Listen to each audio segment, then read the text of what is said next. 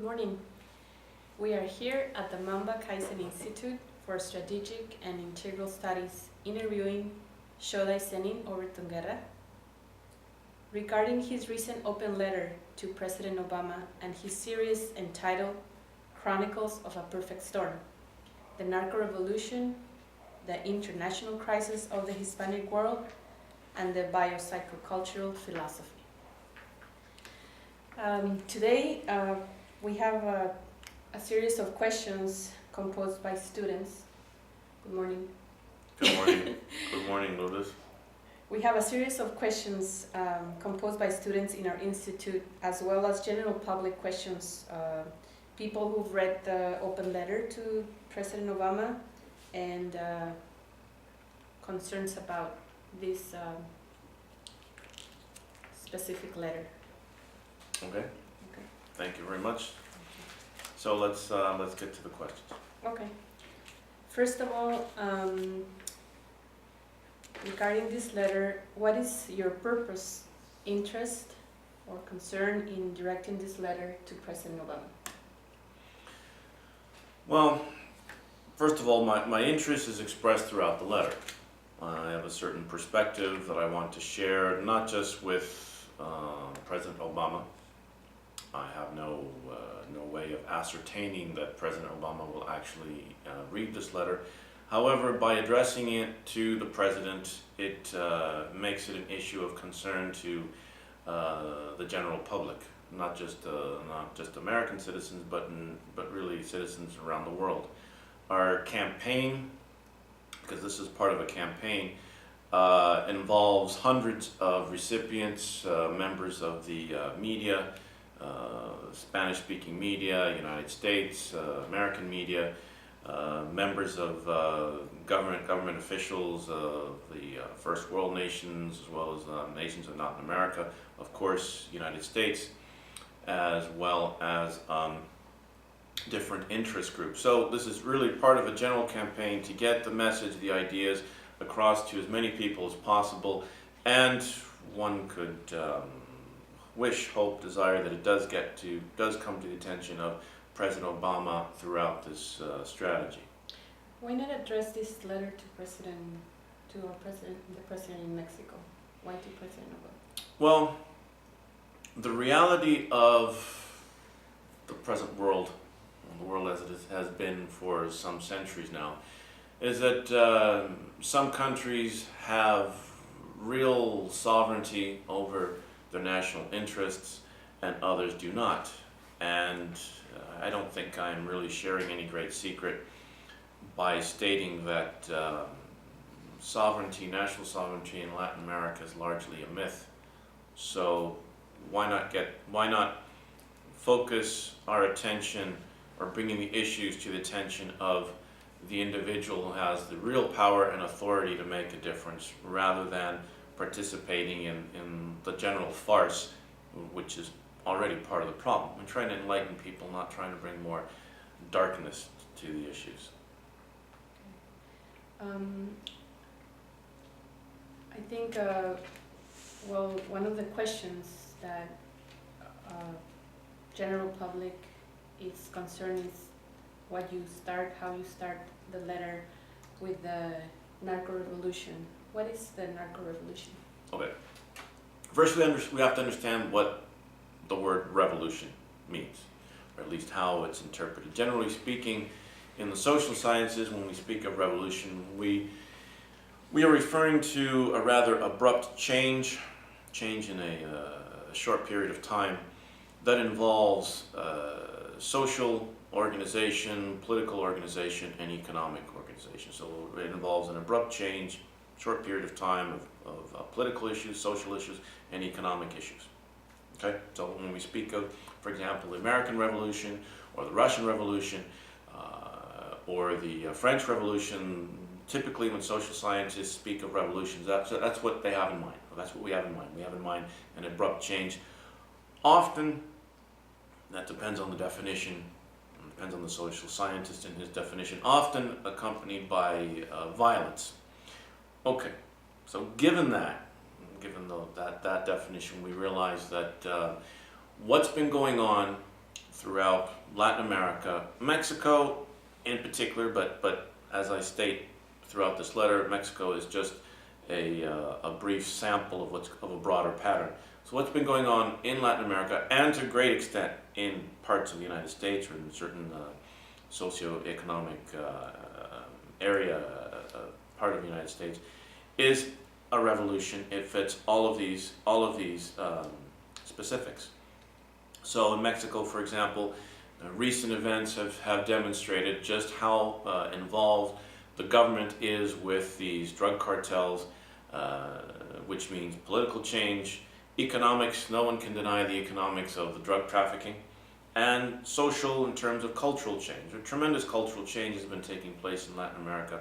For example, children don't play on the streets of Mexico, don't play the equivalent of cops and robbers. They play narcos y sicarios.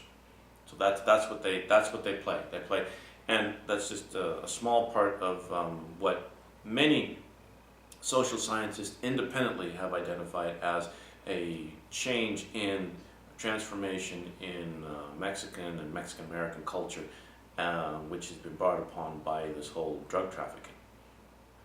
Okay, thank you. Another term that you mentioned in the letter is that we were have the question is, how did you come up? It's the term. I'm sorry. Is the term reductionist myopathy? How do I come up with the term reductionist myopathy? Well, reductionism is a methodology in science whereby you take a system, you identify its parts, and you study the parts. You take a part and you identify the parts that compose the parts, and then the parts that compose each one of those parts, all the way down until you get until you're addressing the smallest possible part. Okay, you do that throughout the whole system. And then the idea is, once you've understood the system in terms of its smallest components, which could no longer be divisible into other subcomponents, then the idea is then you put it all together and then you've understood the system. Well, that has worked to a certain extent. It works in the pure sciences. It doesn't work so well actually it doesn't work at all. It doesn't work in social sciences when you're dealing with people. It doesn't work when you're dealing with complex systems. Why doesn't it work? Because you're missing the aspect of emergent properties and how different components interact with each other to form properties that go above and beyond what you would expect from the nature of the independent components themselves. Okay? So, what does that mean? It means that American social scientists, very much inspired by science and technology, have focused on the individual parts, and they're great at it. And I have hundreds of books and thousands of articles written by a whole plethora of American social scientists and historians, and they're very good. They're excellent at identifying the parts and studying the nature of these parts in great depth. What they're not so good at is looking at the emergent properties that arise from the interaction of these parts. So it's kind of it's a myopathy. It's like short-sighted. They're looking at, and I use the analogy of a forest. They're missing the forest because they're focusing too much on the trees. So we do need to step back, as I mentioned here. We need to step back, and we need to see how the different parts actually relate to each other, and what is the relation between these parts, and what are the effect that this relationship, as we know in complex systems, that these emergent properties have on the system itself. Okay. Yeah, you already, that was part of one of our concerns about the analogy of the forest, so you already mentioned that. You also mentioned on the page number 3 of this letter, page 3 of this letter,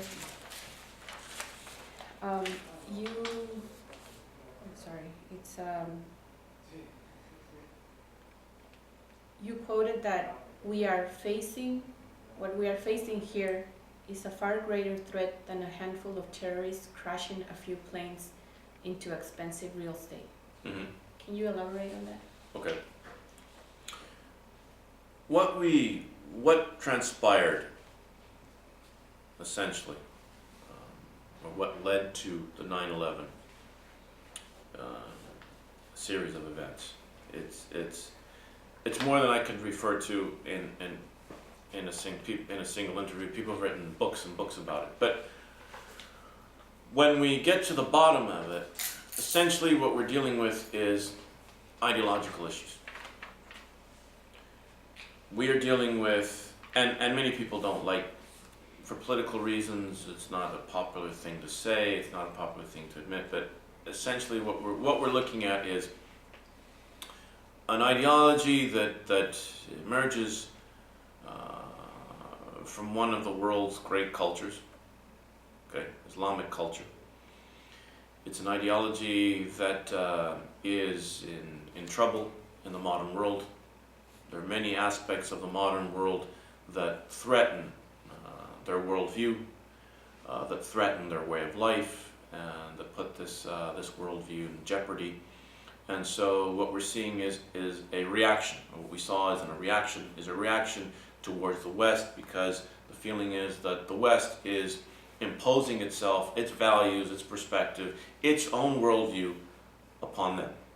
And so they're fighting back. Now, of course, we have to go back, in order to respond to this appropriately, we'd have to go back into Afghanistan, we'd have to go back into CIA involvement, we have to go back into bin Laden being on the CIA payroll, and how we orchestrated an entire operation to create a popular movement that was a threat to Soviet presence in Afghanistan, etc., etc. All right, there's a lot of things in there. Like I said, people have made careers out of this, written books about it. Okay, now, but at its essence, we're looking at a clash of worldviews. So, how did that clash affected us directly on the 11th of September? Okay, and it affected us, relatively speaking, and I'm not trying to belittle the loss of life. Okay, approximately 3,000 Americans and other people were died as a result, and of course there was, like I said, expensive real estate amounting to billions of dollars. But in the bigger picture, hundreds of thousands of lives have been lost as a result of it, and billions upon billions of dollars, okay, have been wasted. Right? So that's 9/11, clash of worldviews. Now,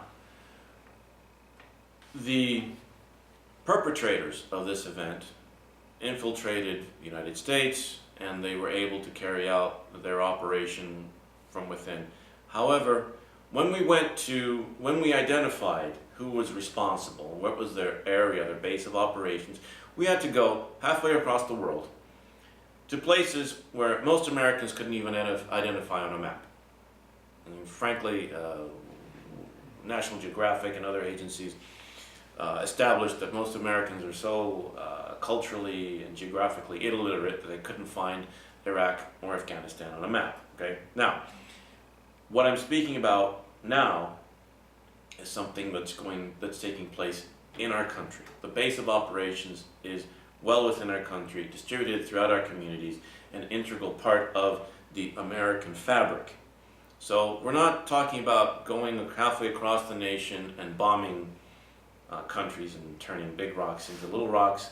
Okay, we're talking about something that is within.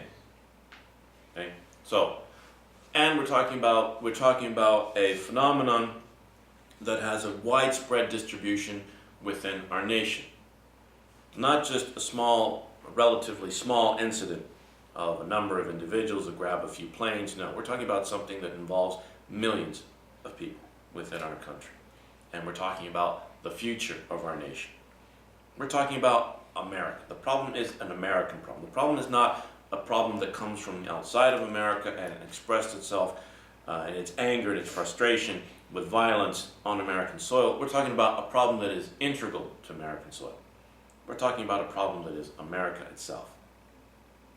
Thank you. Now, being an individual of, you stated Jewish, Spanish, African, and Native American descent, Mm-hmm. does it give you a broader perspective about our crisis? Well, for one thing, we have to acknowledge that race has always been a big issue. Race and religion are the two biggest issues in the United States. They have been throughout our history, and it is right now, and it will probably be in the foreseeable future. So right now I'm speaking about a crisis of the Hispanic world.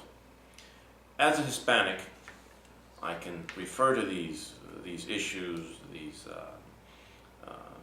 integral deficiencies or attributes of a culture of which I am part of.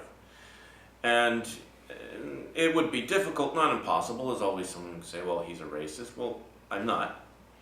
Of course, if I were blonde and blue-eyed and my last name was Smith or Jones or something, like, oh, he's a racist, and they wouldn't bother to hear my message.